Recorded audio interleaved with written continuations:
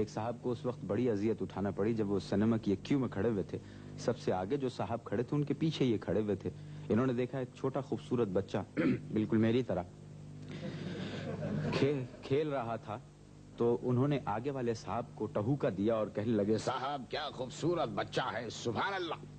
میرا جی چاہتا ہے کہ میں اس بچے کو کچھ کہوں, لیکن میری سمجھ میں نہیں آ رہا ہے میں اسے کیا کہوں, لڑکا یا لڑکی. ہمارے زمانے میں تو پہچان تھی کہ یہ لڑکا ہے اور یہ لڑکی, لیکن صاحب آج کے زمانے میں تو پہچان بھی ختم ہو گئی. بتائیے اس خطر خوبصورت بچہ ہے, میں اسے کیا کہوں, لڑکا یا لڑکی. آگے والے صاحب مڑے اور کہنے لگے یہ لڑکا ہے. پیچھے والے بڑے شرمندہ ہوئے, معاف کیجیے صاحب مجھے نہیں معلوم تھا کہ آپ اس کے باپ ہیں. آگے والے مڑے, بکواس مت کرو, میں اس کی ماں ہوں.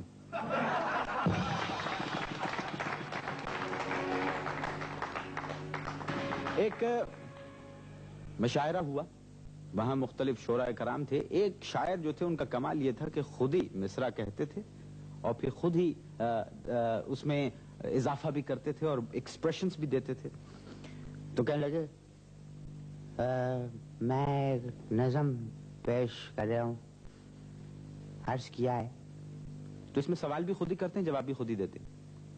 عرض کیا ہے, کہا ہم اونٹ پہ بیٹھے, کہا تم اونٹ پہ بیٹھو.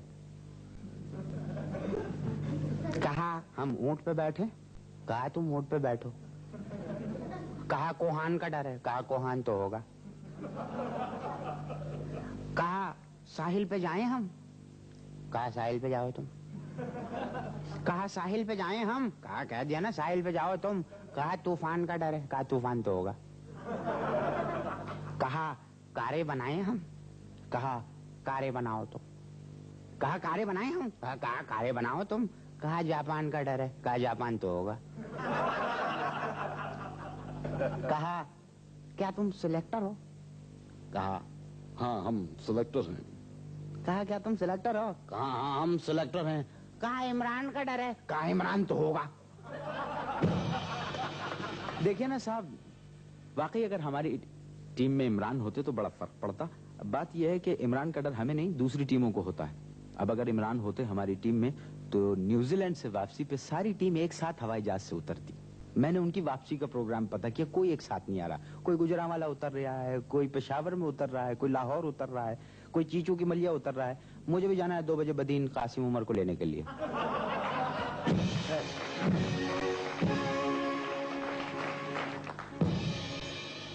بعض دفعہ انسان کو عجیب عجیب طرح کی اذیت کا شکار ہونا پڑتا ہے. مثلا ان صاحب کو دیکھ لیجئے, اخبار میں اشتہار پڑا ملازمت کے لیے, پہنچے صاحب انٹرویو دینے کے لیے تو 2 حضرات ایک ساتھ جو مالک تھے ان کے کمرے میں داخل ہوئے. مالک ٹھہر جو, یہ کیا پٹا مچا رکھی ہے, ٹھہر جاؤ. نوکری ایک ہے, بندے 2 آ گئے, اب نوکری ایک ہی کو دینی ہے مجھے. ایک کام کرتے ہیں, میں 1 2 3 گنتا ہوں, یہ سامنے جو لال بتی نظر آ رہی ہے جو اس کو پہلے چھو کر آئے گا نوکری اس کی پکی. ریڈی, کہ لگے جی بالکل ریڈی. 1 2 3, تینوں دونوں بھاگ گئے. اب صاحب چلے گئے. ایک تو 5 منٹ بعد واپس آ گیا, دوسرے کا پتہ نہیں, بات ختم ہو گئی. 3 دن بعد وہ دوسرا آدمی پھٹے ہوئے کپڑے, بالوں میں مٹی, کیچڑ لگا ہوا چلا آیا, دروازہ کھول کے لائیے میری نوکری کہاں ہے میری.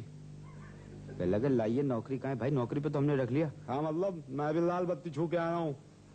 لگے لال بتی چھو کے آیا ہوں, جی ہاں میں ٹرک کی لال بتی کے پیچھے گیا تھا.